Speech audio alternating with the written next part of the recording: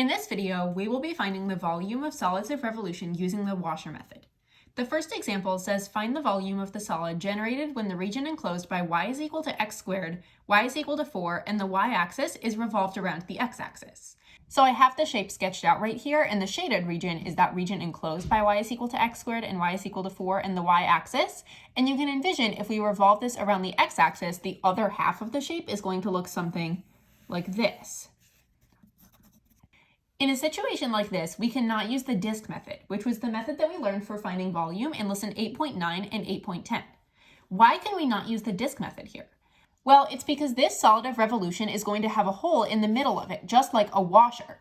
If you can imagine, if we rotate this entire thing around the x-axis, it's going to have a three-dimensional solid chunk that we actually pulled out of the middle, and I'm going to show you that in a slightly different way. So here is that shape from the coordinate plane, and this skewer here represents the x-axis. So the first thing I want you to envision that this was just a solid rectangle, that we didn't have this chunk cut out here. Envision that this was a solid rectangle and we revolved this around the x-axis. It would just produce a solid shape. The only difference between revolving this actual shape that has the cut out part and revolving that other shape is that we have pulled out a chunk out of the middle of this shape. So envision that you revolve it around the x-axis, but then you had to have pulled a chunk out of the middle in order to get that three-dimensional shape. So because we had that three-dimensional chunk that we had to pull out of the center of that shape in order to get the desired solid of revolution, we need to use the washer method. When we use the washer method, there's a very specific formula, and that formula is that V, the volume, is equal to pi times the integral from a to b of big R of x squared minus little r of x squared dx. Big X represents the outer radius, which would be the radius of the entire solid, including the removed chunk. So if we think about what that means up on this example, in this case, big R of x is actually going to extend all the way from this top line up at y is equal to 4 down to the x-axis, because that is the radius of the entire solid, including the chunk that we later pulled out. So in this case, R of x is going to be the top curve minus the bottom curve.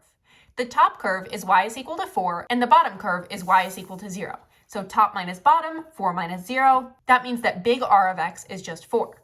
Now, little r of x represents the inner radius, the radius of the chunk that we later removed from the solid.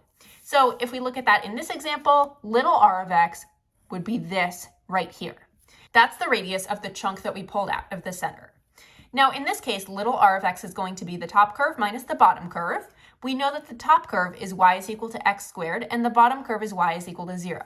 So little r of x is just represented by x squared. Now let's use our washer method formula to find the volume. So V would be equal to pi times the integral from what to what along the x-axis, because our radii are perpendicular to the x-axis here. Well, we went from 0 to 2 along the x-axis, so integral from 0 to 2, and then we have to do big brackets here. So big brackets, and then big R of x, which was 4, so 4 squared minus little r of x, which was x squared, and little r of x needs to be squared, so x squared squared, with a dx on the end. Then you can either use your graphing calculator if it's a calculator problem, or you could integrate manually to solve this. So I will show you how to integrate manually in this case so that we get some practice with that. So V would be equal to pi times the integral from 0 to 2 of 16 minus x to the 4th dx. Then I would take the antiderivative of 16 minus x to the 4th. So that would be pi times 16x minus x to the 5th over 5, evaluated at 0 and 2. And then we would plug in 2 and subtract plugging in 0. This would produce an answer of 128 pi over 5. Now I'm going to briefly go over some common mistakes with the washer method so that you can avoid making these mistakes. The first mistake would be integrating with respect to x instead of y, or vice versa. You need to integrate with respect to x if the radii are perpendicular to the x-axis and the shape is being revolved around a horizontal line. If you are integrating with respect to x, the formula that you use is this one. V is equal to pi times the integral from a to b of big R of x squared minus little r of x squared dx. You need to integrate with respect to y if the radii are perpendicular to the y-axis and the shape is being revolved around a vertical line. If you integrate with respect to y, the formula to use is v is equal to pi times the integral from a to b of big R of y squared minus little r of y squared dy. Now, integrating with respect to y has its own set of common mistakes, which are just right down here. So the first one would be forgetting to put your equations, like your top minus bottom equations, in terms of y if you are integrating with respect to y. So if the equation that they gave you was y is equal to 3x squared, before you plug that in for r of y, big R of y, or little r of y, what you need to do is you need to get that equation in terms of y. So isolate x. So you would have to do y over 3 is equal to x squared, and then you would have to do x is equal to plus or minus the square root of y over 3. And then whether you use plus or minus would depend on where your function actually was in the coordinate plane. But you need to make sure that you actually get your function in terms of y if you're integrating with respect to y. So if you have a dy on the end, but then you see x's inside here, you did something wrong. So go back and check that you actually put your equation in terms of y. The other common mistake that goes with integrating with respect to y would be integrating along the x-axis instead of along the y-axis if you're integrating with respect to y. So using the x bounds instead of the y bounds. In this first example, when we came up with our formula for the integral, we did 0 to 2 because we were looking along the x-axis. We were integrating with respect to x. But if you are integrating with respect to y, so if you have a dy on the end of the integral, you need to look along the y-axis. So we would have to use 0 to 4 in that case. Another common mistake is using the wrong formula for the washer method. The correct formula is that v is equal to pi times the integral from a to b of big R of x squared minus little r of x squared dx. The very common one that people will sometimes do, which this is an incorrect formula, is they will say v is equal to pi times the integral from a to b of big R of x minus little r of x all squared dx. These two are not equivalent because remember, when you have something like x plus y squared, that is not the same thing as x squared plus y squared. Those two are not equivalent. So just like those are not equivalent, saying big R of x minus little r of x squared is not equivalent to big R of x squared minus little r of x squared. This is the correct formula. Make sure that you know that that is the correct one. Another common mistake is using the disk method instead of the washer method or vice versa, so using the wrong one in the wrong situation. You should use the disk method if the solid does not have a center chunk that was removed. So some examples of situations where you would need to use the disk method: if you took this solid and you rotated it around the y-axis, you would need to use the disk method there. If we were to revolve this shape around the y-axis, where the skewer is the y-axis, we would get a solid three-dimensional shape. So we would use the disk method here, not the washer method. Another situation where you would use the disk method with this solid is if you rotated this region around y is equal to 2, so around this line right here. In that case, you would use the disk method. And hopefully you can envision that that would produce a solid shape with no hole pulled out of the middle. Therefore, we would use the disk method to evaluate this. Use the washer method if the solid does have a center chunk that was removed. Examples of situations where you would need to use the washer method with this graph would be if you were to rotate this region around the x-axis. If you rotate this one around the x-axis, you would need to use the washer method. If this skewer represents the x-axis and we rotate this shape around the x-axis, this would require the washer method because we have this chunk that got pulled out of the middle, a three-dimensional chunk that was pulled out of the middle of the shape when we revolve it around the x-axis. You would also need to use the washer method if you rotated this region around the line y is equal to -2. So y is equal to -2 would be all the way down here. If you rotate this region around that line, you will need to use the washer method. If we revolve this shape around the horizontal line y is equal to -2, where this skewer represents the line y is equal to -2, and then that means that the x-axis would be running parallel to that little line there, and then we revolve the shape around that axis, hopefully you can see that we would have a very large chunk that had been pulled out of the center of that shape right there when we revolve it around. You would also need to use the washer method if you rotate this region around the line x is equal to -1. If we have x is equal to -1 and you take this solid and you rotate it around, you will need to use the washer method. If we revolve this shape around the vertical line x is equal to -1, which this skewer represents, it would look like that. And we would need to use the washer method in that case because when we do that revolution, there's a chunk in the middle that we had to pull out in order to get that desired three-dimensional shape. In this video, all of our examples will be rotating a region around the x-axis or the y-axis and then using the washer method to find the volume. In the next video, the examples will be rotating a region around other axes, like y is equal to 4 or x is equal to -1, and then using the washer method. So both of them are washer method, but it's just x or y axes versus other axes. Another note is that you should be prepared to integrate manually using the fundamental theorem of calculus or integrate with the graphing calculator, because we will be doing both calculator and non-calculator problems in this video. Let R be the region bounded by the y-axis and the graphs of y is equal to x cubed over 1 plus x squared and y is equal to 4 minus 2x, as shown in the figure above. Find the volume of the solid generated when R is revolved about the x-axis. So if we're revolving R about the x-axis, I'm going to sketch in my two radii, big R and little r. So big R is going to be going all the way from that top curve to the x-axis, because you always stretch the line from the top curve to the line of revolution. And then little r of x, that one is going to be from this bottom line to the line of revolution. So now I'm going to just write down what each of those radii are. So big R of x, and it is big R of x and not of y because we are going perpendicular to the x-axis. Big R of x is going to be that top curve, which is 4 minus 2x, minus the bottom curve, which would be y is equal to 0. And little r of x, the inner radius, that would be this curve right here, which is x cubed over 1 plus x squared minus y is equal to 0, just the x-axis right there. So we could write a minus 0, but you don't have to. Now we need to come up with the volume integral. So volume will be equal to pi times the integral from a to b along the x-axis. But we don't know what this point of intersection is here, so I'm going to need to graph these functions out and figure out what that intersection point is so that I can figure out what's my upper bound for my integral. So I'm going to plot both of the functions and then I'll see where they intersect. I'm going to adjust my window appropriately beforehand. So I'm only going to go from 0 to 5 on the x-axis and from 0 to 5 on the y-axis because I'm really only working in the first quadrant here. To calculate the point of intersection, do second trace, hit the calc button there, and then hit number 5 for the intersection, first curve, second curve, and then it will tell you the intersection. So we only care about the x-coordinate of the intersection because that's going to be our upper limit of the integral. So for the upper limit, and you do have to hang on to all the decimals here because we're not done with the problem yet, the upper limit will be 1.4876644. I also need to indicate where that number came from. So I'm just going to jot down that these two functions intersect at this value of x.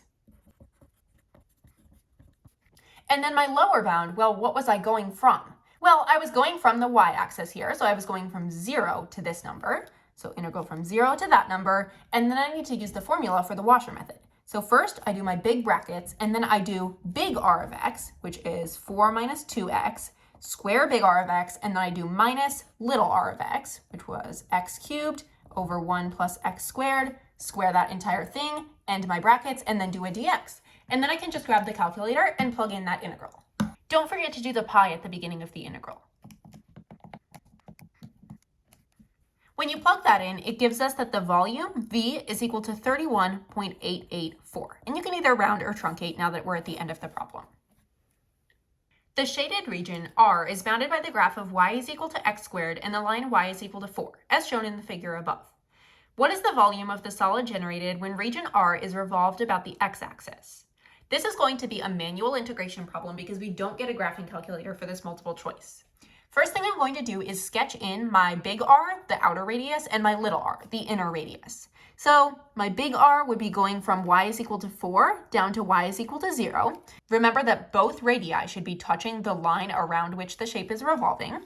And then little r, the inner radius, will be going from that curve y is equal to x squared, also down to the x-axis. So now I can come up with my equation for big R of x and my equation for little r of x.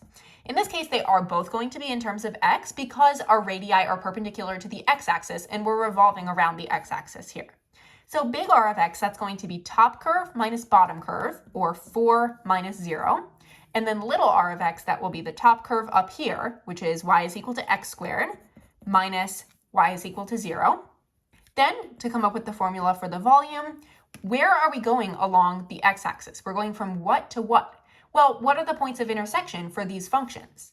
I can say y is equal to x squared and y is equal to 4 are a system here. And then when I set up the system to solve, I get that 4 is equal to x squared. So x could be equal to plus or minus the square root of 4, which is 2, plus or minus 2.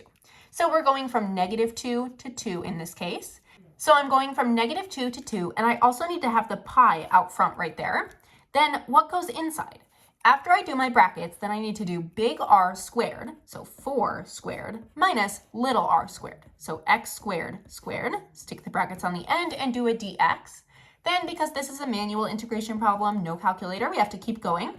We still have the pi, we're still going from -2 to 2, but then I'm going to clean up what's inside the brackets here. That would be 16 minus x to the 4th dx. Then find the antiderivative of 16 minus x to the 4th. This would be 16x minus x to the 5th over 5, evaluated at -2 and 2. Then I will plug in 2 and subtract plugging in -2, both for x.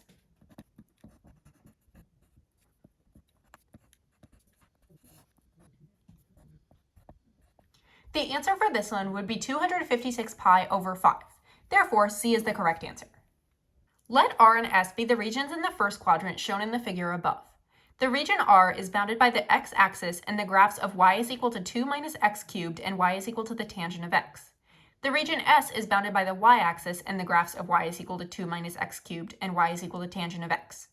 Find the volume of the solid generated when region S is revolved about the x-axis. So first I'm going to sketch in big R of x and little r of x. And it is going to be r of x, not r of y in this case, because we're revolving it around a horizontal line. And the radii are perpendicular to the x-axis. So big R would look like this, and little r would look like this. Now keep in mind, we're only dealing with region S here, but because they also have region R here, I feel like that's going to confuse me, so I'm just going to shade in region S to clarify that that is the one that we are going to be rotating. Now let's come up with an equation for big R of x. Big R of x is going to be y is equal to 2 minus x cubed minus 0, or just 2 minus x cubed. And little r of x is going to be tangent of x minus 0.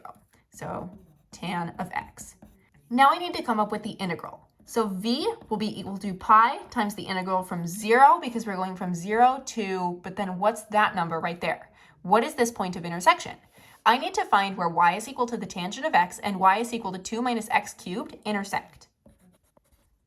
To do this, you can grab your graphing calculator and then plot both of these functions. Then I really only care about seeing the first quadrant here. So when I do my window, it looks like it's already set from 0 to 5 and 0 to 5 for both the x and y axes. So that's a good window. And then I need to figure out, where are these curves going to be intersecting? Well, it's showing me that it's going to intersect right there. And then if you hit the calc button up there, or second trace, then go down to 5, you can find your intersection. Make sure that you're hovering your cursor near the point of intersection that you see right there. So that's for the first curve, that's for the second curve, and then it says that they are going to intersect at x is equal to 0.902155505. Make sure you hang on to all the decimals there, because you're not done with the problem yet. This means that when we find the integral, we're going from 0 to this number up here. So from 0 to 0.902155505.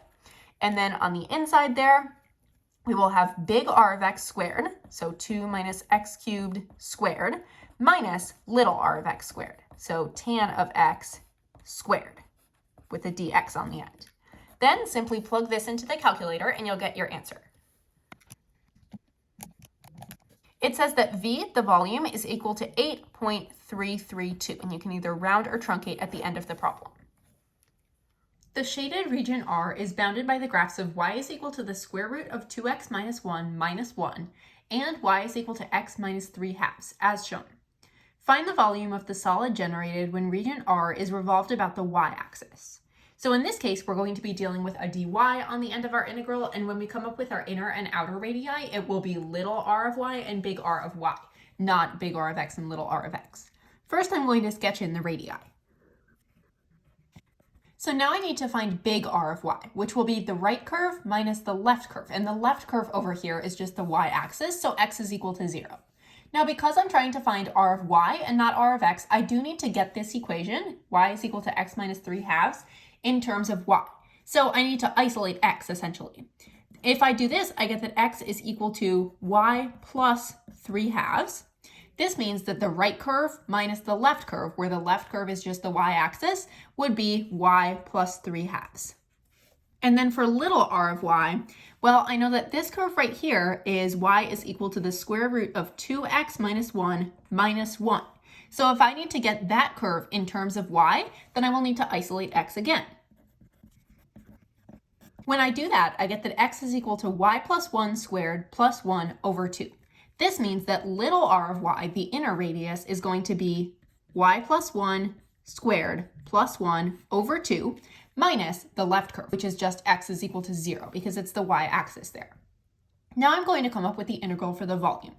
So when I do the volume this time, I'll have my pi, but then when I come up with my integral from a to b is going to be going along the y-axis. Now I need to figure out what these points of intersection are going to be. So I'm going to do that on my graphing calculator. So once I have my calculator, I'm just going to input both of these functions.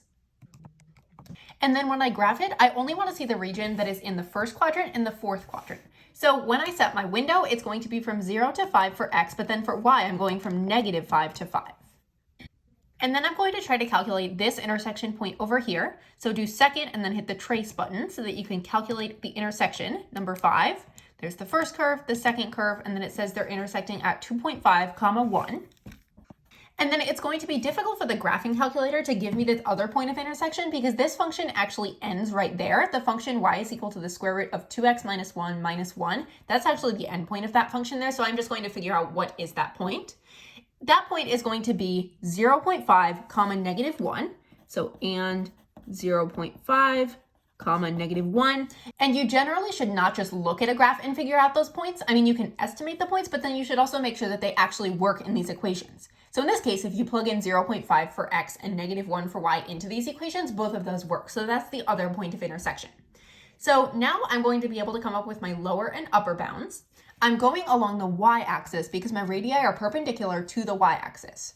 So my lower bound for the y is going to be from -1, and then my upper bound for the y is going to be +1. Now, on the inside, I do big R of y, which is y plus 3/2 squared. And then I do minus little r of y, copy this over and square it, and then just take the dy on the end. Then you can get the graphing calculator and plug that integral in.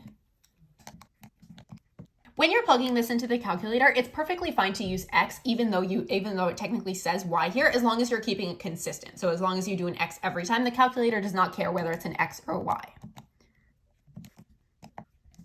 Once you do that, it tells you that the volume is equal to 5.445, and then you can round or truncate to 3 places at the end of the problem. What is the volume of the solid generated when the region bounded by y is equal to 1/3 x cubed, x is equal to 3, and the x-axis is revolved around the y-axis? So for this multiple choice question, this one is a non-calculator question, and I've actually sketched out these functions in advance to save some time. The functions themselves are not very difficult, so you can just manually sketch those out as well. Now, it says that it's going to be revolved around the y-axis. This means that we need to have all of our equations in terms of y. So I'm going to take this equation right here, and I'm going to get that one so that x is isolated. This means that I would have 3y is equal to x cubed, so x is equal to the cube root of 3y. So that would be this curve right here.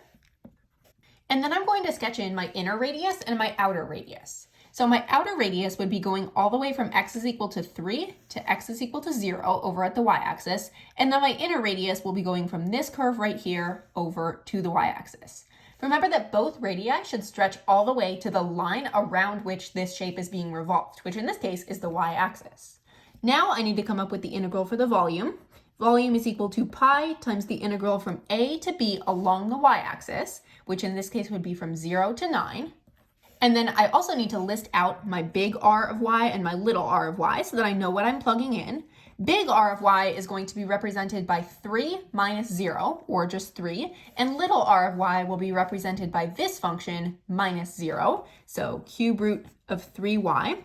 Now when I go to plug this in, it'll be much easier because I know that big R of y is equal to 3. So it'll be 3 squared minus little r of y squared, or the cube root of 3y squared. And that should all have a dy on the end. Remember that if you start seeing an x out here but a dy on the end, you made an error somewhere. So go back and check that if that ever happens. Now we need to simplify this manually. So first I'm going to just clean up what is inside there. I'm going to clean up what's in the brackets. That's going to be 9 minus 3y to the power of 2/3. Now, I will need to utilize u substitution for this problem because I see that I have a function, 3y, stuck inside another function. So I will say u is equal to 3y. This means that du dy will be equal to 3, and then I see that I have a dy out here. Therefore, I need to isolate dy in this equation, so I will have 1/3 du is equal to dy. Now, keep in mind when we use u substitution, you also need to change the bounds. This means that when x is equal to 0, or rather when y is equal to 0, because these are y bounds, when y is equal to 0, if we plug in a 0 into this equation, we will see that u is also equal to 0. And when y is equal to 9, which was our upper bound, u will be equal to 3 times 9, or 27. So u is 27. So now when we rewrite the integral, after having done our u substitution, we get v is equal to pi times the integral from 0 to 27 of 9 minus u to the power of 2/3, and then we have a 1/3 du here. Instead of writing 1/3 du at the end, I'm just going to put the 1/3 at the beginning by doing pi over 3 instead of pi, and then sticking my du on the end. Then I use the fundamental theorem to evaluate. So v is equal to pi over 3, and then I do big brackets, take the antiderivative of what's inside, which will be 9u minus u to the power of 5/3 over 5/3, evaluated at 0 and 27. Then I need to figure out what that is, so I keep my pi over 3 on the beginning, and then I plug in 27, and I subtract plugging in 0. Plugging in 0 will just be 0, so I just need to worry about plugging in 27 for u. So I'll have 9 times 27 minus 3/5 times 27, and then power of 5/3. That's the same thing as having the cube root and then putting that to the power of 5. So now I continue to evaluate. 9 times 27 is 243, so I have 243 minus 3/5 times cube root of 27, that would be 3, so then we have 3 to the 5th. 3 to the 5th is 243, so we have a 243 right there. And then we have pi over 3 times, and I'm actually going to do this term first here. So this will be 729 over 5, and then that means that I also need to get the 243 with the denominator of 5 so that I can subtract those two fractions. Now, even though this seems really dumb because this is an AP calculus exam, this is super advanced math, you may want to just write out 243 times 5 because doing it mentally can get confusing if you're already stressed out on the exam. So just do the multiplication like this. You get 15, 21, 12. So 1215 over 5 minus 729 over 5. And then again, you may just want to write out the subtraction here. So that would be 486 over 5 times pi over 3. That would be 486 pi over 15. And then if you look at your answer choices, it looks like this is going to have to be simplified. So if we have the over 5, 486 divided by 3 would be 162. So this is equivalent to 162 pi over 5. This means that B is the correct answer choice. Don't forget to watch the next video, which is actually the last video in AP Calculus AB. In that video, we will be covering solids of revolution using the washer method around other axes.